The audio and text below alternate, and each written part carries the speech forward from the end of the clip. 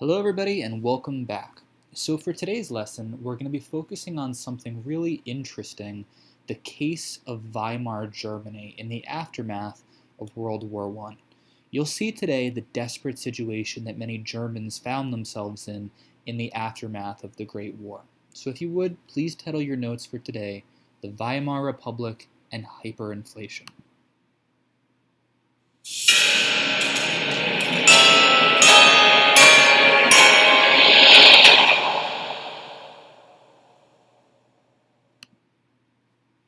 So, for just a little bit of recap, it's important to think back to the end of World War I when we spoke about the Treaty of Versailles. So, after World War I and the abdication of Kaiser Wilhelm II, Germany transforms into what's called the Weimar Republic. Think of the Kiel Mutiny and the German Revolution and how the people of Germany really rose up and demanded change. That's how we end up with Weimar Germany. So, many Germans were very, very upset about the end of World War I. They lost 2 million soldiers, and the question becomes, what was the purpose of the war? What were we fighting for? And why are we being punished so harshly when the war was really started by an event that took place in the Balkans at the hands of the Austro-Hungarians? Germany had no voice at the Paris Peace Conference whatsoever. With only 2 representatives there, they were forced to sign the treaty really without providing any kind of representation on behalf of the German people. And within the actual treaty itself, there were 400 articles directly punishing the German Empire. Don't forget too, as part of the border changes and restrictions set forth by the treaty, Germany was left completely defenseless.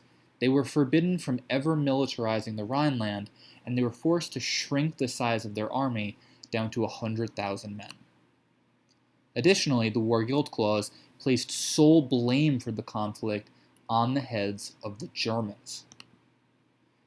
And in only 2.5 years, Germany was expected to pay back 132 billion gold marks to the Allied powers as reparations. Plus, of course, the Germans had war debt of their own that they were expected to pay back on top of that.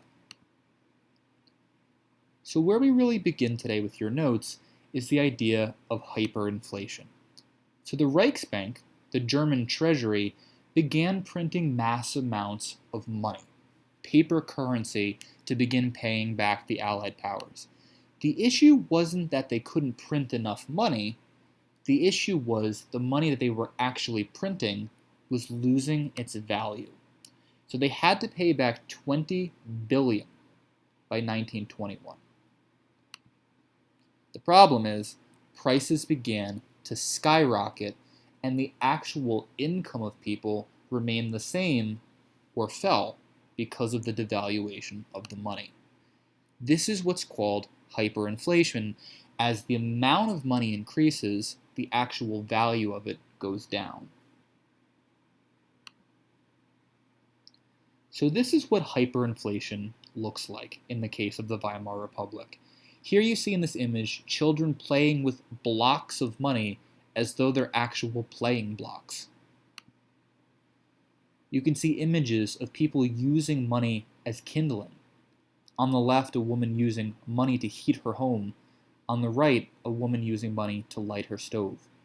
Don't forget the money has become so worthless that it would be actually more expensive to buy firewood than it would be to actually just burn the money. You would see images like this, Germans wheeling barrels of money to grocery stores to buy common things like eggs and milk. And images like this. On the left, you're seeing a German man using his currency as wallpaper. Once again, wallpaper would have been more expensive than the actual money itself. And on the right, money is so worthless, a street sweeper is simply sweeping it into sewers to get rid of it. This chart is particularly telling about the change in the Weimar economy. So if you look toward the top of the chart, you'll see in 1919, the price or the valuation of a Reichsmark in regard to 1 ounce of gold was 170. So 170 Reichsmarks for a single ounce of gold. By 1923, it would have been 87 trillion Reichsmarks for a single ounce of gold. That would mean that the percentage change went up by 51 trillion, 176 billion, 470 million, 588,235%. Again here, you're seeing that dramatic change in the form of a chart showing the average cost of a loaf of bread. In 1818, a loaf of bread would have cost less than 1 Reichsmark. By 1923, it would have been 200 billion Reichsmarks. I think this primary source really is telling about the situation people were finding themselves in terms of how little their money was actually worth. We were carrying a laundry basket filled to the brim with banknotes. We put the basket down for just a moment while we were looking in a shop window to see if there was anything that we could buy. We turned around for a few moments later, though. We found the money there untouched, dumped on the ground, but the basket was gone. In this case, of course, the basket was actually more valuable than the money that was inside of it. So you see images like this of mass panic. I'm sure you've seen instances of snowstorms, the pandemic of the coronavirus, where people rush to supermarkets, rush to the store to buy whatever they think that they need to survive. In this case, stores were emptying very quickly because of the issue people were finding themselves in with money. People were demanding daily paychecks so that they could literally go to the store to get what they needed as the bare essentials rather than weekly paychecks. People were running out of their jobs mid-shift simply to go and buy a loaf of bread for their family. You started seeing things like this. A 50 million mark German note. So these bills, basically, that were supposed to be worth mass amounts of money simply because the actual money itself was so worthless. So walking around with a single German note would be the equivalent of less than a US penny at the time. So you see things like this. Once the economy ultimately does restabilize itself, things like this obviously are pulled out of circulation and they can't be used anymore. So this second primary source is actually from the Treaty of Versailles, Article 235. So just listen very closely to this. Read along as I read it aloud to you. In order to enable the Allied powers to proceed at once to the restoration of their industrial and economic life, Germany shall pay in such installments and in such manner, whether in gold, commodities, ships, securities, or otherwise, as the Reparation Commission may fix during 1919, 1920, and the first 4 months of 1921, the equivalent of 20 billion gold marks.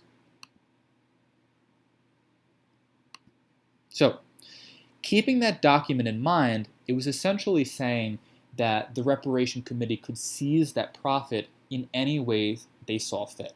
So in this case, the Rhone Valley was the most industrialized part of Germany, and you can see the actual region there in red on the map to the right. So when the Germans obviously were not able to keep up with these reparation payments, the French moved in and seized control of the Rhone Valley.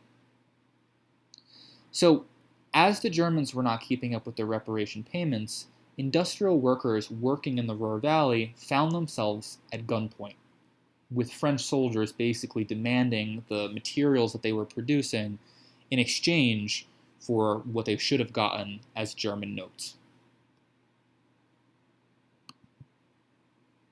So enter a really important figure who you definitely have not heard of before, but is someone that's really important to this narrative.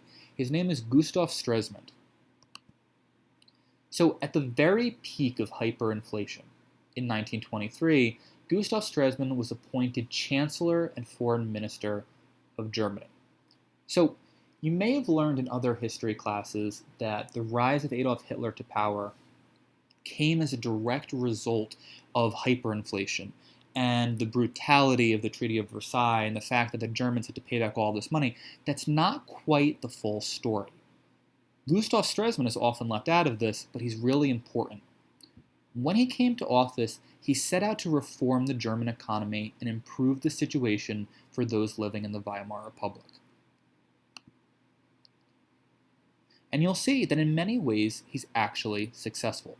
So now, fast forward a bit to what's called the Dawes Plan. This was negotiated between Germany and the United States in an attempt to renegotiate, right?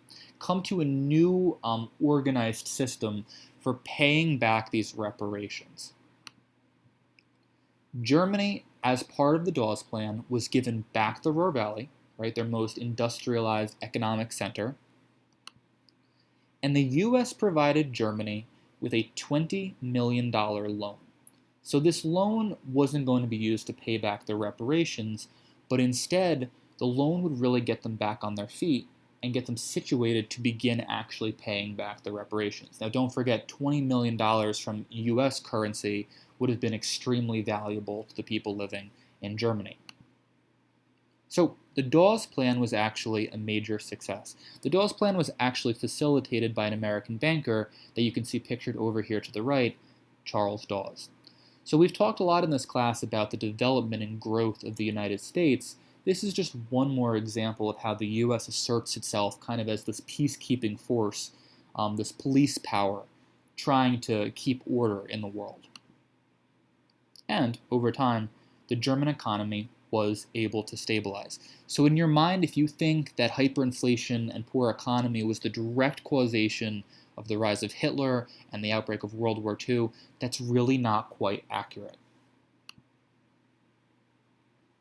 So to begin wrapping us up for today, there are two really important pieces of legislation that you really have to know for this story.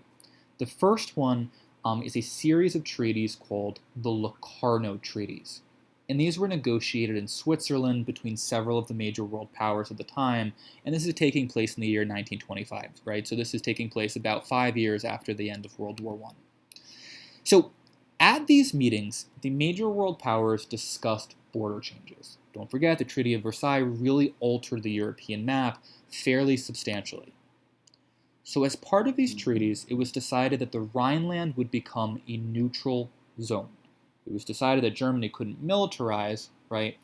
But here it's being decided that basically it's just a stretch of land that no country is really supposed to be inhabiting for military purposes. Number two, Germany agreed that Alsace-Lorraine would be permanently part of France. Germany originally took that parcel of land during the Franco-Prussian War. It was given back to France as part of the Treaty of Versailles. Here, Germany agrees it will remain part of France. Number three, Germany is finally able to join the League of Nations. During the Paris Peace Conference, although there were 2 German representatives there, Germany was left out of the League of Nations. Number four, all nations promised to maintain their current borders and to avoid going to war to expand their national boundaries. This is really important, so in your notes, put a star next to this.